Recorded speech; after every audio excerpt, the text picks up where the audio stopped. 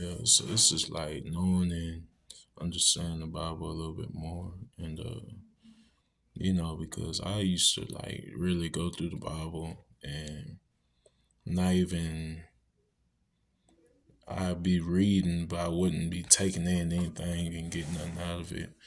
So this is me actually reading it, understand, elaborating, relating, applying it to your life or my life. And that's what you're supposed to do when you read it. And it's crazy that, whenever I was in prison, I read the Bible about 3 times, the whole Bible about 3 times. This is just like the New Testament. And, reading it the 3 times, I'm just relating some things in my life. I'm not really applying what he's saying as far as him saying the mountain speaking or, him speaking subliminally, where, it could just be applied different ways. So, I'm gonna try it today and see, how I could really, um, how it advanced in my eyes, and how it just works all together. Because everybody can't just sit down and read the Bible. A lot of people say it's boring, but man, you really have to find like what you're trying to read, and month to month you can read Proverbs over and over. You can read one chapter a day because it's 31 chapters in Proverbs. So you can pretty much read one chapter a day and just, like sit back and, understand everything that he's saying. But what's today's date? Today's the 25th. So let's go to the 25th chapter anyway. Proverbs 25.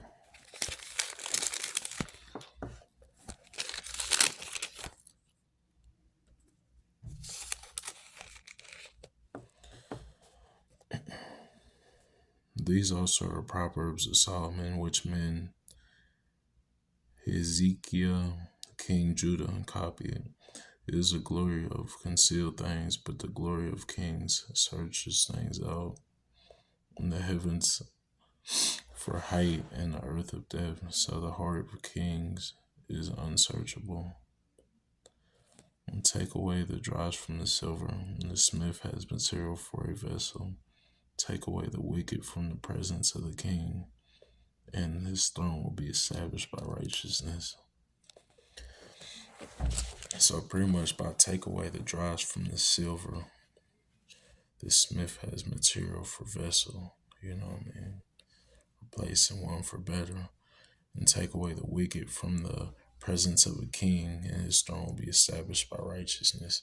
So pretty much by, people, different groups of people coming together and, speaking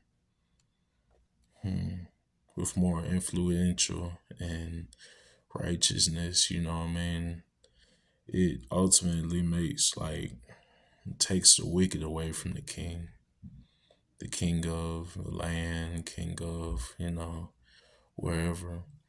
And so pretty much by enlightening a king, it takes away the wickedness, or taking a king that's off the throne that's wicked, it pretty much enlightens and makes a righteous establishment.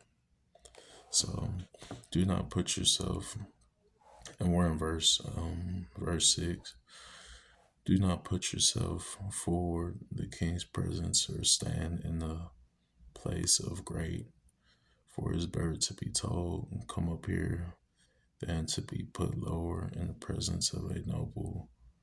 What your eyes have seen, do not hastily bring into your court, for what you will do in the end, the neighbor puts you to shame. Question mark. So pretty much, don't try to attract what's attracted by your eyes, what you want to see, and because it's not always what it is, and it could be misconstrued different ways, where you see an illusion. You see something you thought was gonna be nice, and it turns out to be the one to try to put you to shame instead. So, move hastily. So wait, no, it said, do not hastily bring into the court what you will do in the end, and your neighbor puts you to shame. Argue your case with your neighbor himself. Do not reveal another's secret. Another's. So it's like argue your case with the person that, you're having these doubts about or debates, and don't go to the next person just because it's just spreading things that aren't true. You know what I mean? It's almost like lying in sense in Proverbs. It's all about knowledge and wisdom. So these are things that you have to take through and live with in Proverbs. And let me keep on. Lest he who hears bring shame upon you, ill. Lest he who hears bring shame upon you, your ill repute have no end. A word filthy spoken is like apples of gold in a setting of silver. So, words filthy spoken is like apples of gold in a setting silver. That's a difficult one to explain. But pretty much cussing like a sailor, and is not the place of a church setting. There's different places where I'm even learning like how to slow down cursing, because where I came from and what really made me was like being in the situations I've been in before. So it's like in there we cuss like sailors. There's not one sentence where we don't say 3 cuss words, and it's contagious and very so. And it's not in the right setting. Over time we have to change our language and how we speak to people and in the business place and all this. So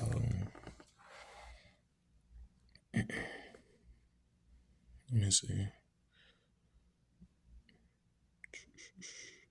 In verse 12, like a gold ring or a like a gold ring or a ornament of gold is wise. Read proverb to a listening ear.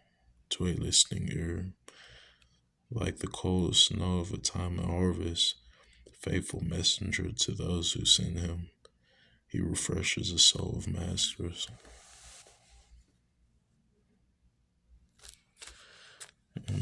Verse 14, like clouds and wind without rain is a man who boasts of a gift and he does not give.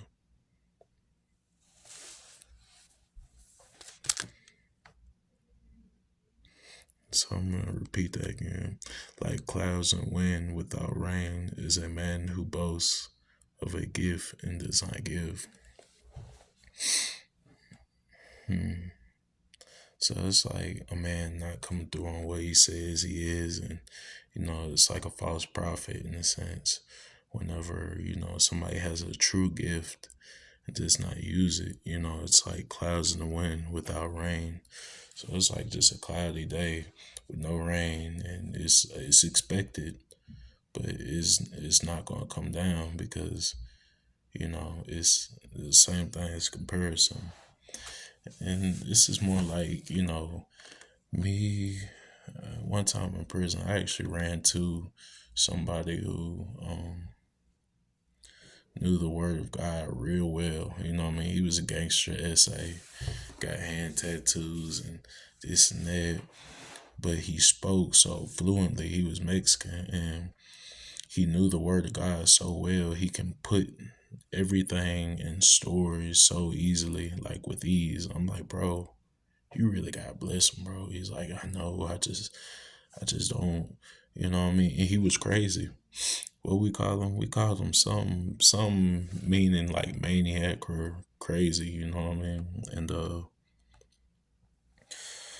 it was in Spanish, and yeah, so he explained the Book of Job to me, and I looked at Job from a whole different perspective once he explained it, and that was crazy to me. You know what I mean? But let me keep going. And yeah, my bad, but he need to share his, you know what I mean, testimony. He need to really share like the reasons he would, man, I don't know, he was just blessed. Like he just had a blessed speech. You know what I mean? He was a Hispanic, Chicano. So he was really like born here and stuff. But he's born in Texas, and it's like he was just blessed with his language and his understanding on everything. He's real smart. He made dumb decisions, but man, when it came to the word, he was highly blessed. His name was Xavier. And okay, verse 15. With patience and a ruler of with patience a ruler may be persuaded. A soft tongue will break a bone. Let me see if I can elaborate that. With patience a ruler may be persuaded. And a soft tongue will break a bone.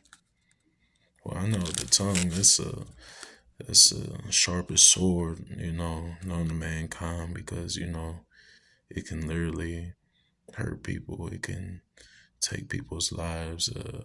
You can speak things to existence, and it happens. It's the strongest weapon known to mankind. Whenever you know, you use like a soft tongue that's like a whisper, like hey, hey, hey, hey, this and that, and this and that, and that can break bones and people like.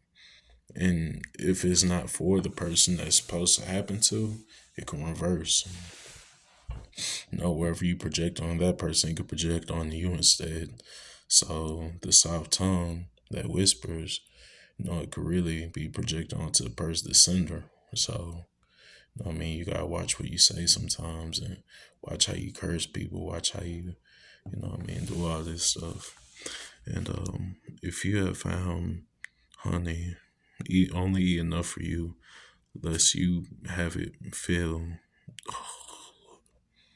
Let me start the second part of this verse over. If you have honey, only eat enough for you, lest you have your fill of it and vomit. So that's pretty much like gluttony as well. Like just don't overeat, based off your satisfactions, and it could even be bad fruits that you're eating and that makes you vomit. So you can be eating from the wrong hands. That'll make you vomit. So let your foot be seldom in the neighbor's house, lest he have his feeling of you and hate you. A man who bears false witness against his neighbor is like a war club or a sword of a sharp arrow. So that's pretty much a man who bears false witness against his neighbor is like a war club or a sword or a sharp arrow. So bearing false witness, that means like the pretty much a person knowing the truth and telling a lie to the next person, knowing intentionally what it is and that he really set that out and for a lie, and other people are deceived by what they say, and it just that's pretty much like a false witness, and he's coming to his neighbor. Wait, no. Witness against his neighbor is like a war club or a sword or a sharp arrow. So it's pretty much just showing how like dangerous that person can be if they could just sit and lie to people and just deceive their mind into thinking something else, and you're putting everybody else in trouble. If they're just listening and they're not logically thinking, and you're trying to implant things in their head that's not true. You know what I mean? It's a dangerous situation for a lot of people. Trusting a teacher, excuse me, trusting a treacherous man in time of trouble is like a bad tooth for foot that slips. No, the same thing relating. Whoever sings songs to a heavy heart is like one who takes a garment on a cold day, like vinegar on soda. If your enemy is hungry, and give him bread, and if he is thirsty, give him water and drink. It kind of speaks for itself, but it's all about the right things to do, and you it can be put in different terms. This scripture right here, so and it says again, if your enemy is hungry, give him bread, and if he is thirsty, give him water to drink. You know what I mean? That's pretty much like forgiveness as well. It's like you really have to forgive like your enemies, and if you see somebody's really just starving or thirsty behind the scenes, help them. You know what I mean? There's no reason you can't. You know what I mean? And when you give something, do it in your heart. Don't let your left hand know what your right hand's doing. And you know what I mean? Don't show everybody, make a viral video that you about to give something to somebody. So yeah. Verse 22. For you will heap burning coals on his head, and the Lord will reward you.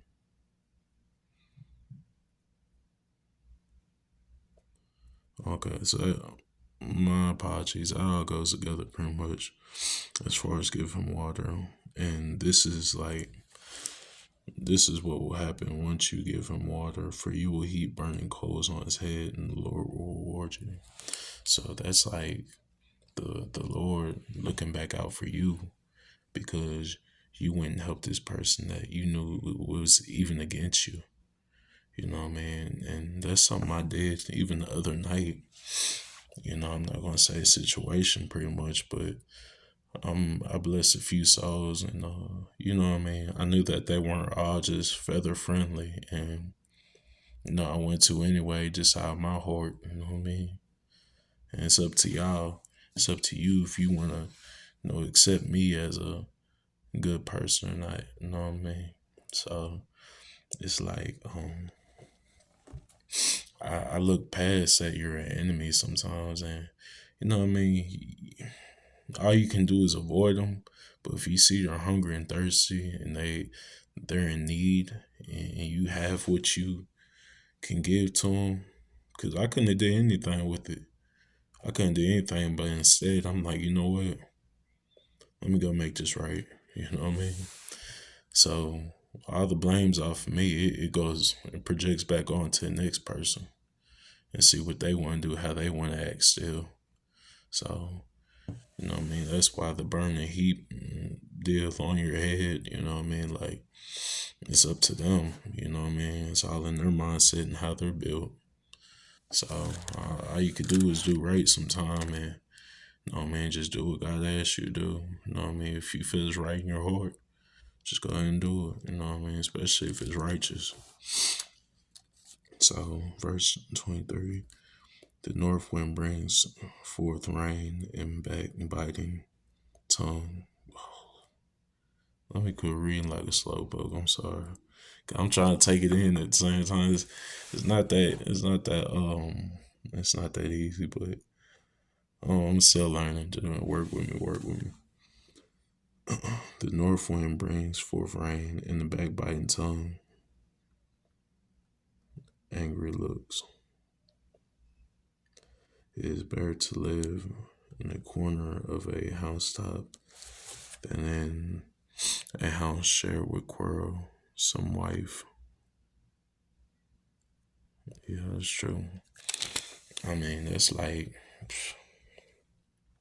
I'm not too sure what quarrelsome wife is, but it's like, I'm kind of getting to understand on where we're going with that. You know what I mean? It's better to live on a corner housetop than a house shared with a quarrelsome wife. That's pretty much like you have to walk it off.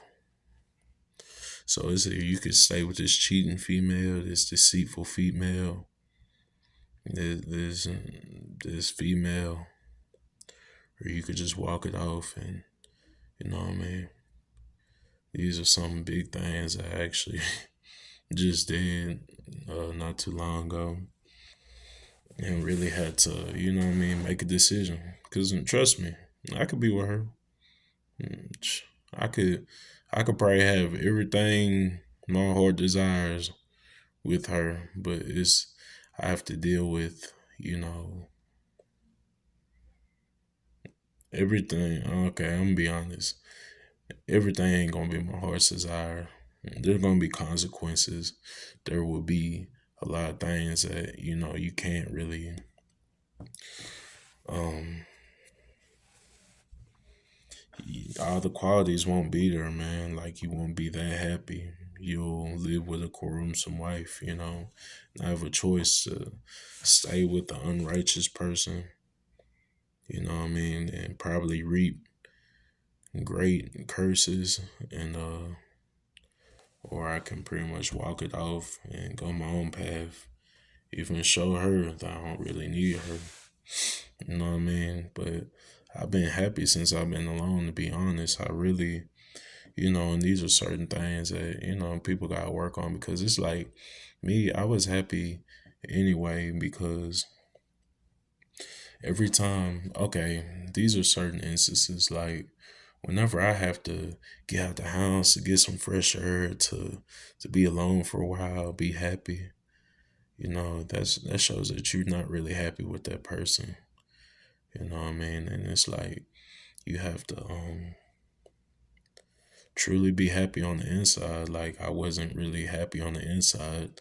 I was just, unsatisfied in certain situations, or some females they kind of live in a clutter, and I hate to even go back and be the man wife and clean that up for her or whatever. Like, there's certain things and certain qualities that just kind of got under my skin a little bit here and there, and I'm like, man, bro, and it's like this is a good person, but I can't even just be snapping on you at the time. At the time, I was thinking, so it's like, you know what I mean? I'm like, bro, it's just certain qualities that shows that, like, man, you know what I mean?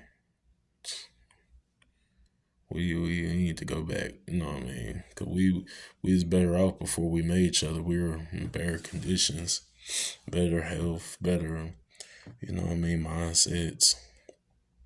We were better off both being single or alone, So it's like, I seen life more better whenever I was alone, and she did as well. She was just kind of hopping off the porch with that loneliness thing, but man, it helps over time once you learn to appreciate yourself for a lot of things. So yeah, but it's all gonna work out. All these relationships, it's all gonna work out though, man.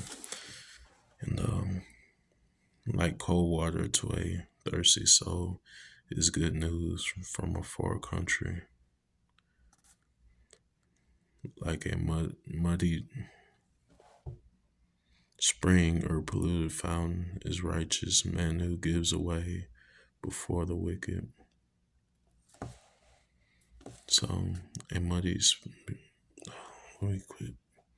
I'm trying to read, bro. It's challenging. Just chill. Just chill. Uh, like cold water to a thirsty soul. So good. So is good news from a far country. And like muddy spring from a polluted fountain is a righteous man who gives a way before the wicked. Oh man, yeah, man. Somebody elaborate that in the comments, man. When it comes time, it is not good to eat much honey, nor is it glorious to seek one's own glory. So it's like selfishness. You know what I mean? It's not good to just, be receiving some and not being appreciated by it. And it's like, but to continue doing it over and over, it's eating a lot of honey. You know what I mean? You're over full. You're full of a lot of things. You know what I mean?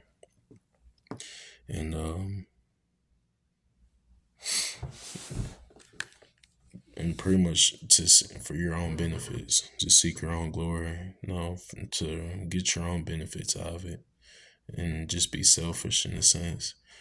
You know what I mean?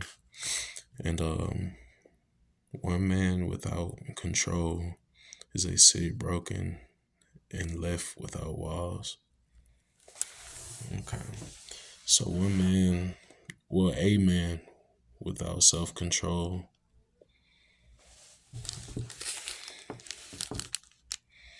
So that's like no boundaries. Everything's scattered. It's pretty much like a city with no walls. So people are just scattered all in this little box. And, it's not tamed in any type of way. You know what I mean? You have to have pretty much like self control. You have to set your own boundaries. You know what I mean? Set your own goals and discipline yourself. You know, and pretty much a city without walls is like the same thing. You know what I mean? So you really have to take these things in perspective. And yeah, this is my first time doing this little Bible study, but it's it's different whenever you really going through the Bible, reading, understanding.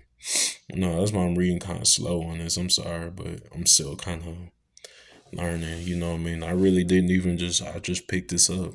It's not even like I just went over all these chapters before I'm going over his video. So, um, yeah, and you gotta get like different perspective and apply these things to your lifestyle and what you seen in life, what makes you you. You know what I mean? So, but yeah, that's the word though.